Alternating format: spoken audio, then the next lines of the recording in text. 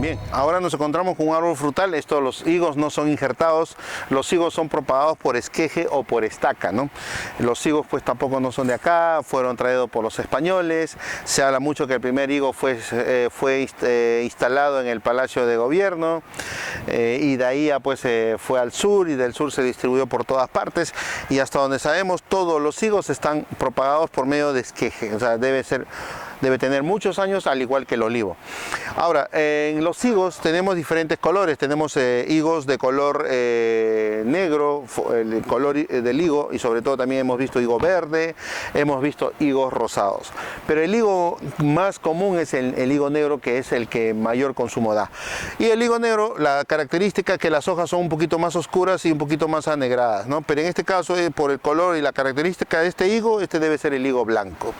Entonces, los higos también tienen que estar en una zona pleno sol. No las recomendaría mucho en el centro de Lima por el invierno. El otoño-invierno es muy largo. De repente más para a 600 metros sobre el nivel de mar, o casas de campo puede ser, y sobre todo el higo no demanda de un buen sustrato. El higo uno puede hacer un hoyo a la falda de un cerro, una quebrada, y sembrarlo, y simplemente un poco de materia orgánica es más que suficiente. Las plantas de los higos tampoco necesitan mucha agua.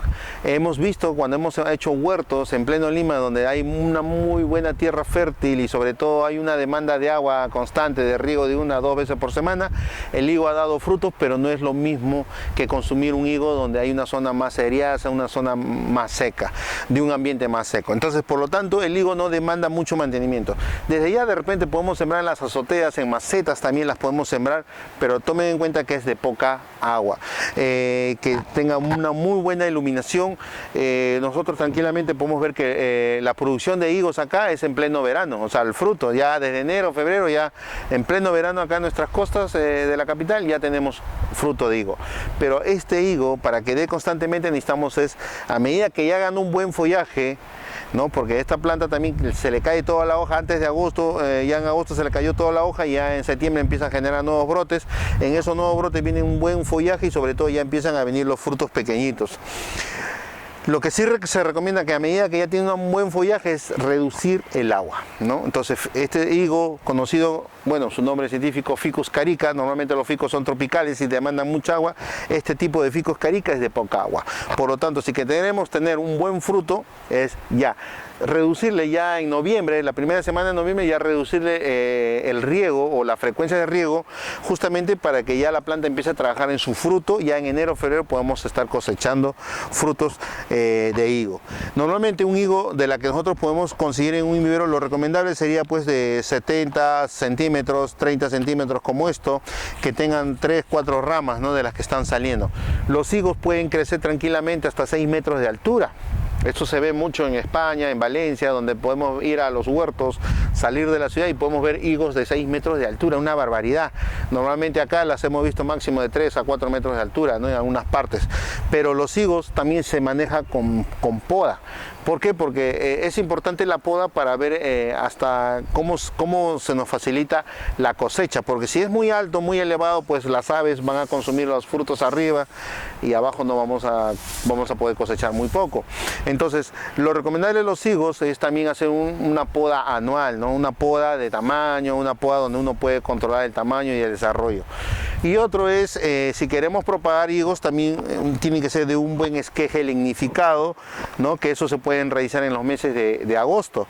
Es una planta muy práctica, no le ataca la plaga, no demanda mucho fertilizante, no demanda mucha agua, no demanda de un suelo muy rico, o sea, se puede sembrar tranquilamente en la falda de los cerros y tener grandes cantidades de higo, que en realidad es muy práctico su cultivo, y sobre todo si vemos las propiedades nutritivas que tiene un higo, es muy bueno, ¿no? Entonces, desde ya, este es el tipo de árbol que debemos tener, ¿no? Y por último, si tenemos azoteas, sembremos en macetas, y ahí le va a ir muy bien el higo. Yo ya lo he hecho la prueba y me va muy bien. Tengo una maceta ahí donde ya tiene frutos muy pequeños. Ya estamos ahora pues a una semana de noviembre, ya estamos terminando primavera para entrar a verano. La primera semana de diciembre ya debemos estar con un buen follaje y sobre todo con higos un poquito más grandes.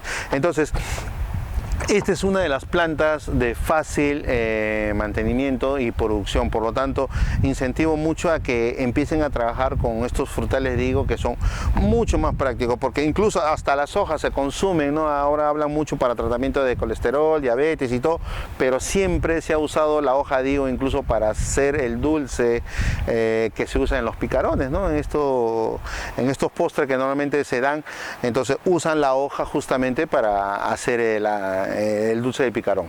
Entonces ya desde ya yo les recomiendo que trabajen mucho con el higo, es una planta muy buena